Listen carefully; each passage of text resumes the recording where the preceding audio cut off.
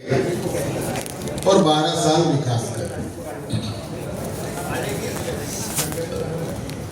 देश के यशस्वी प्रधानमंत्री नरेंद्र मोदी जी के नेतृत्व में विगत 12 वर्षों की यात्रा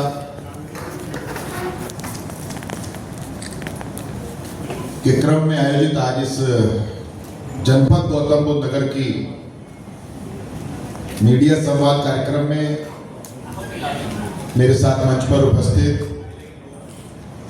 इस गौतम बुद्ध नगर लोकसभा क्षेत्र के लोकप्रिय सांसद डॉक्टर महेश शर्मा जी, दादरी की विधानसभा के लोकप्रिय विधायक आदरणीय तेजपाल सिंह नागर जी, नोएडा महानगर के सम्मानीय अध्यक्ष महेश चौहान जी,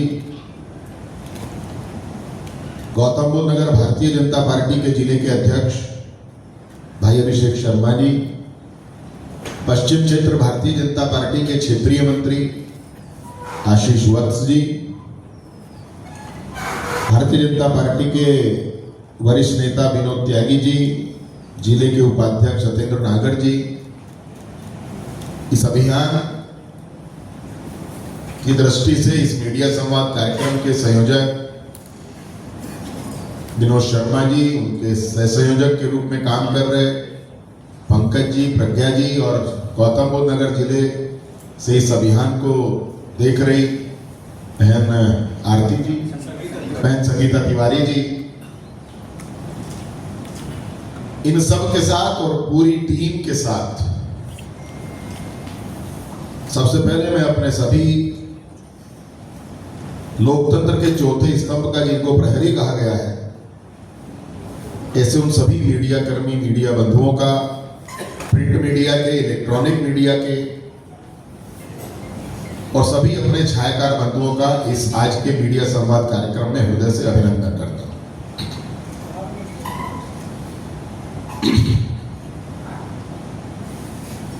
आज से मात्र 3 दिन पूर्व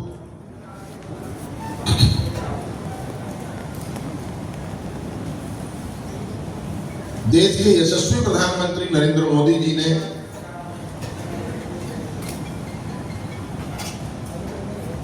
भारत के निर्वाचित प्रधानमंत्री के रूप में देश के प्रधानमंत्री पद पर सबसे लंबी अवधि के कालखंड में उस पद को ग्रहण करने का एक नया कीर्तिमान देश के अंदर स्थापित किया।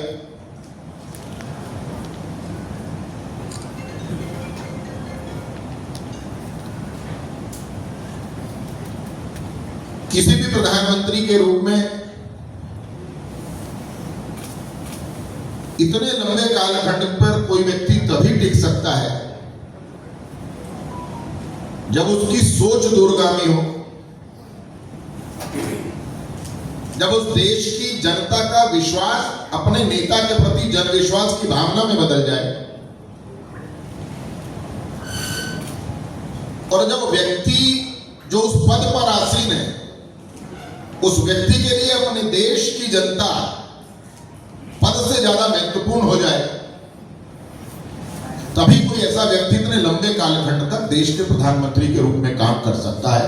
और हम सब के लिए यह गर्व का विषय है कि किसी भी गैर कांग्रेसी प्रधानमंत्री के रूप में हमारे नेता, जो विश्व के सबसे लोकप्रिय नेता हैं, ऐसे आदरणीय नरेंद्र मोदी जी ने उस रिकॉर्ड को तोड़ा और एक नया कीर्तिमान इस देश के अंदर स्थापित किया। और आज जब मैं आपके बीच में इस संवाद को करने के लिए आप लोगों के बीच में उपस्थित हुआ हूं, आज पूरे प्रदेश के अंदर 75 के 75 प्रशासनिक जिलों में आज और कल के अंदर ये मीडिया संवाद का कार्यक्रम है। आप सबसे वार्ता करनी है क्या क्या बदला इन 12 वर्षों में। आज सबके साथ संवाद करके अपनी बात रखनी है कि 2014 से पहले का भारत और 2014 से लेकर के आज 2026 आज की तिथि तक का भारत। आप सबको ध्यान होगा 14 में प्रधानमंत्री के रूप में शपथ ली नरेंद्र मोदी जी ने, एक नारा दिया, सबका साथ सबका विकास। 2019 में 2014 से भी ज्यादा सीटों के साथ पुनः उनके नेतृत्व में देश के अंदर सरकार बनी। उस नारे में एक शब्द और जुड़ा, सबका साथ, सबका विकास और सबका प्रयास। 2024 में तीसरी बार देश के प्रधानमंत्री बने और उसमें एक और शब्द जुड़ा, सबका साथ, सबका विकास, सबका प्रयास और सबका विश्वास। इन चारों शब्दों की जब हम और गहनता से व्याख्या करते हैं तो 14 से पहले जिन दलों की सरकारें रही उन्होंने देश को तुष्टीकरण के आधार पर, देश को जाति के नाम पर, देश को धर्म के नाम पर बांटने का प्रयास किया। उनके लिए देश के अंदर रहने वाले व्यक्तियों की जाति प्रधान थी। उनके अंदर इस 140 करोड़ देशवासियों में कौन किस धर्म का है ये उनके एजेंडों में प्रधानता थी। ये देश के प्रधानमंत्री का यह अटूट विश्वास था आदरणीय नरेंद्र मोदी जी का, इस देश के अंदर केवल 4 जातियां हैं।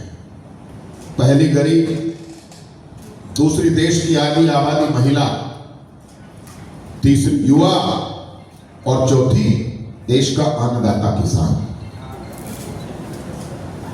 और इस 4 जातियों को मानकर ही देश के समस्त जितनी भी योजनाएं बनी, देश के अंदर जितनी भी रचनाएं बनी, देश के अंदर जितना भी इंफ्रास्ट्रक्चर डेवलप हुआ, उसमें जाति, धर्म, मत, मजहब के आधार पर कोई काम नहीं हुआ। वो यदि काम हुआ तो इन चारों को आधार मानकर हुआ। तो मैंने कहा कि जब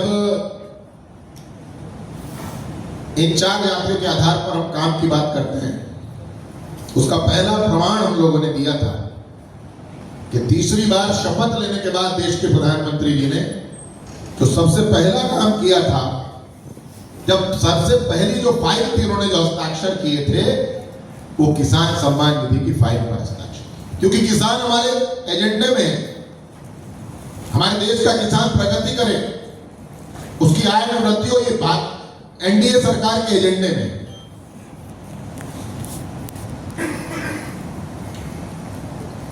और जब हमने बात की गरीब की तो ये प्रधानमंत्री जी की इच्छा शक्ति और उनके दृढ़ संकल्प का ही परिणाम था कि इन विगत 12 वर्षों में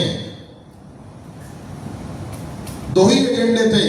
सरकारी योजनाओं का 100% लाभ, 100% लाभ अंतिम कतार में खड़े हुए व्यक्ति तक पहुंचे।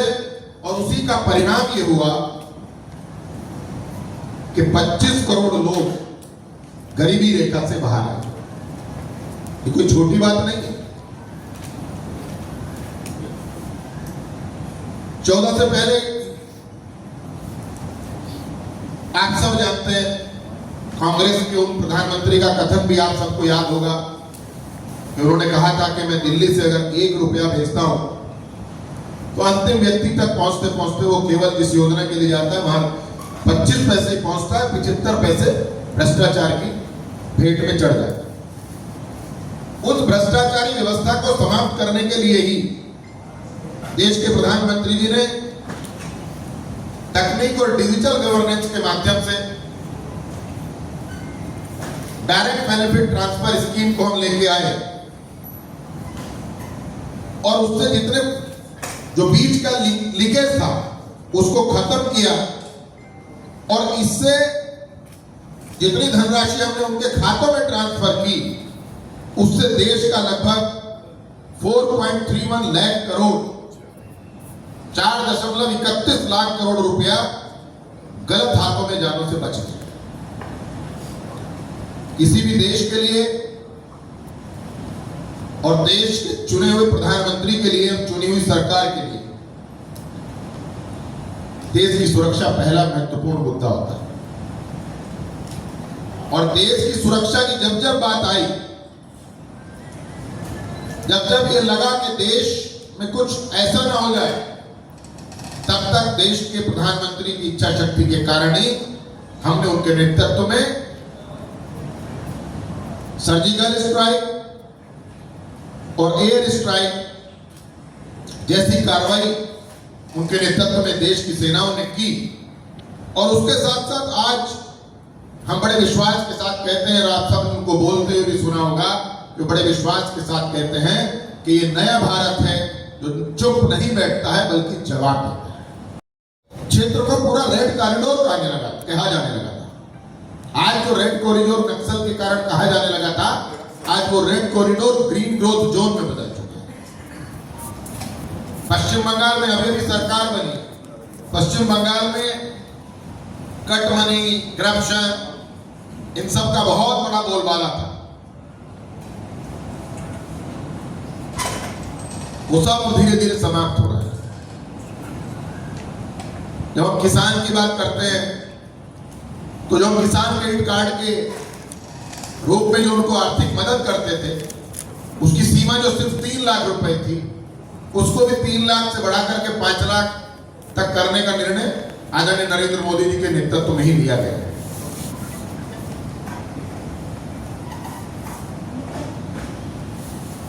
टैक्स छूट की सीमा एक समय में केवल 2 लाख थी, आज उसको हमने 12 लाख से ज्यादा कर दिया है। हमारी माताएं बहनें सशक्त हो, समृद्ध हो, स्वावलंबी बने, उसके लिए उनको आत्मनिर्भरता का भाव देके उनको आत्मनिर्भर बनाने के लिए लखपति दीदी योजना से 3 करोड़ से ज्यादा माताओं बहनों को लाभ मिला है। सुकन्या समृद्धि योजना के तहत 4.5 करोड़ से ज्यादा खाते हमने खोले हैं और देश के अंदर देश की सुरक्षा में जो महिलाओं की भागीदारी थी, उसमें सुरक्षा बलों में जो महिलाएं थी उनकी संख्या केवल 3000 थी, आज वो 11,000 हो चुकी। इस समय बड़ी समस्या पर्यावरण है, उसको हम कैसे सुरक्षित रखें, कैसे हम ऊर्जा की खपत को बचाएं, कैसे हम ऊर्जा के प्रोडक्शन को बढ़ाएं, उसके लिए भी प्रधानमंत्री सूर्य घर मुफ्त बिजली योजना के नाते 1 करोड़ घरों की छत पर हम लोगों ने सोलर सिस्टम लगाए। आज विकास भारत के लिए एक नए मार्गों की आर्थिक समृद्धि का ढांचा बनने के लिए एक नया आधार बना है। 14 से 26 तक जब हम अपने विकास यात्रा की चर्चा करते हैं तो हमने सशक्त, समृद्ध और सुरक्षित भारत का जो संकल्प लिया था वो आज पूरी तरह साकार हो रहा है।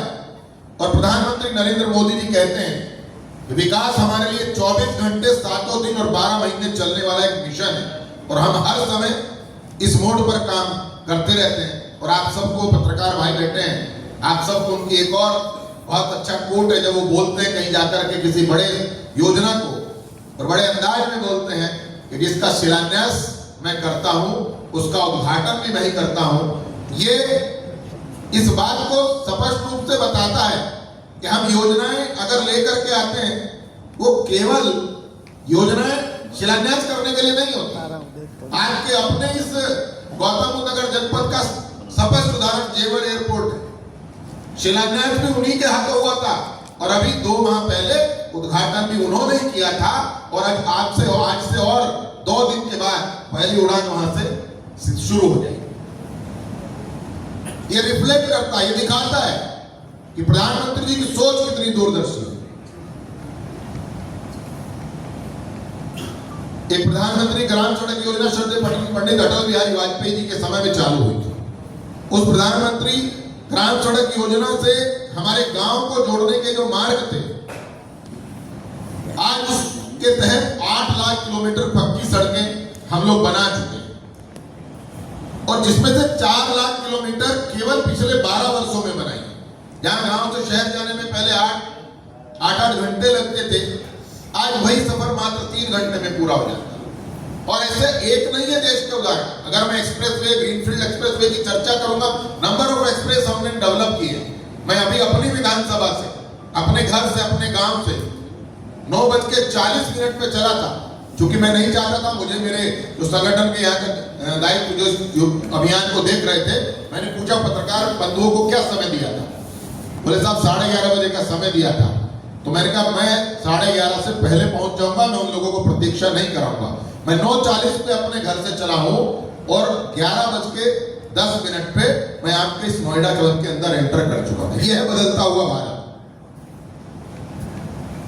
इसे कहते हैं स्पष्ट नीति, इसे ही कहते हैं एक विजन, क्योंकि कोई भी देश बिना विजन के नहीं चल सकता। और उस विजन में सब चीजें आती हैं, विकास आता है, विश्वास आता है। और जब विकास और विश्वास मिलते हैं तभी वो जन भावनाओं का एक नेता को एक्सेप्ट करने के प्रति परिणाम में बदलते हैं। और उसका स्पष्ट उदाहरण देश के प्रधानमंत्री नरेंद्र मोदी जी हैं, जिनके नेतृत्व में हमने गुजरात के विकास मॉडल को देख करके, जिनको देश की जनता ने प्रधानमंत्री के रूप में चुना, हमने 14 में चुना, 19 में चुना और 24 में चुना, क्योंकि वो उनका विजन स्पष्ट है। मेरा देश कैसे आगे बढ़े, मेरे देश के अंदर रहने वाले लगभग 140 करोड़ देशवासियों का जीवन संपन्नता से भरे। मैंने किसान की चर्चा की थी आपसे। हमारी सरकार का मानना है कि खेतों तक पानी पहुंचाना किसान की सबसे पहली जरूरत है। और उसी प्रधानमंत्री कृषि सिंचाई योजना से पर ड्रॉप मोर क्रॉप के तहत 2015-16 से लेकर अब तक 109 लाख हेक्टेयर से अधिक एग्रीकल्चर लैंड को हम लोगों ने माइनर इरिगेशन से अभी सिंचित कर दिया। उससे पैदावार में बढ़ोतरी हुई है, उनकी आय में वृद्धि हुई। 2014 में देश के अंदर केवल 91,287 किलोमीटर नेशनल हाईवे थे। आज ये नेटवर्क लगभग 1.46 लाख किलोमीटर है। आज देश में हर दिन 34 किलोमीटर से अधिक हम नए राजमार्ग बना रहे हैं, जो तो 2014 में केवल 11.6 किलोमीटर पर डे था। आज किसी ने कल्पना नहीं की थी कि कभी चेनाब पे ब्रिज बन सकता है।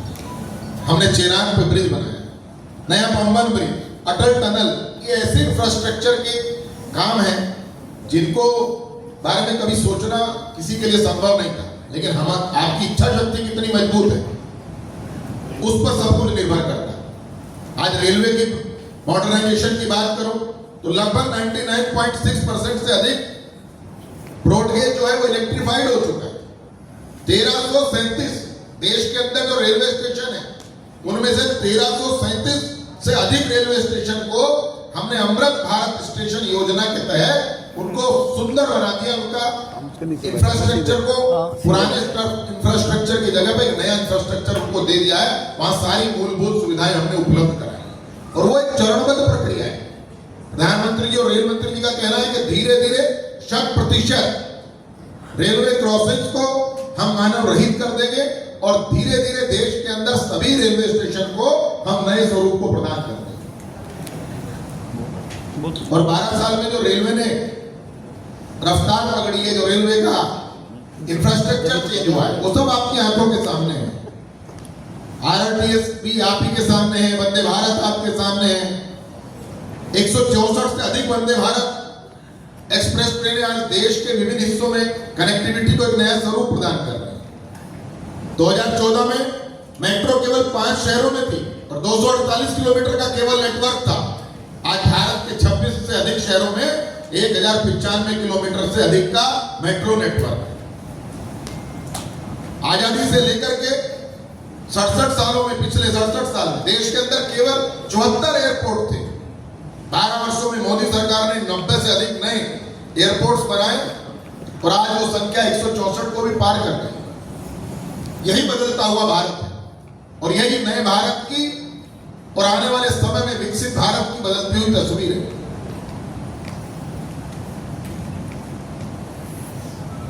डिजिटल इंडिया आज भारत की 2,14,000 ग्राम पंचायत ब्रॉडबैंड से जुड़ी हुई है। एक समय था, आप सबको भी ध्यान होगा, हम लोग जब 14 में आए थे तो जब डिजिटल पेमेंट की बात आई थी तो तत्कालीन वित्त मंत्री भारत सरकार आदरणीय डॉक्टर महेश शर्मा जी सदन के अंदर मौजूद थे। उस समय भी आप लोकसभा के सदस्य थे। तो तत्कालीन वित्त मंत्री ने कहा था, और आप सब मीडिया बंधुओं को याद हो कि हाउ इज इट पॉसिबल, क्या सब्जी वाला डिजिटल पेमेंट ले पाएगा, क्या ऑटो चलाने वाला डिजिटल पेमेंट ले पाएगा, क्या टैक्सी चलाने वाला डिजिटल पेमेंट ले पाएगा। और आप सब साक्षी हैं, आप सब परिवारजन हैं, आपके भी परिवार हैं।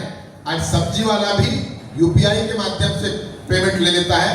आज ऑटो वाला और कैब वाला भी कहता है मुझे यूपीआई कर दीजिए, मेरे को आप डिजिटली पेमेंट कर दीजिए। ये सब आपकी आंखों के सामने है। पिछले 12 साल के अंदर 13 नए एम्स और मेडिकल कॉलेजों को मंजूरी दी गई। नॉर्थ ईस्ट पूर्वोत्तर के लोगों को बहुत पुरानी मांग थी उनकी, वहां असम के अंदर पहला एम्स स्थापित किया गया है। बच्चों की सेहत के लिए मिशन इंद्रधनुष के तहत लगभग 5.4 करोड़ से ज्यादा बच्चों को हमने मुफ्त टीकाकरण किया है। और किसी भी देश का विकास की गणना और विकास को, विरासत को बचा करके रखने के साथ साथ किया जाए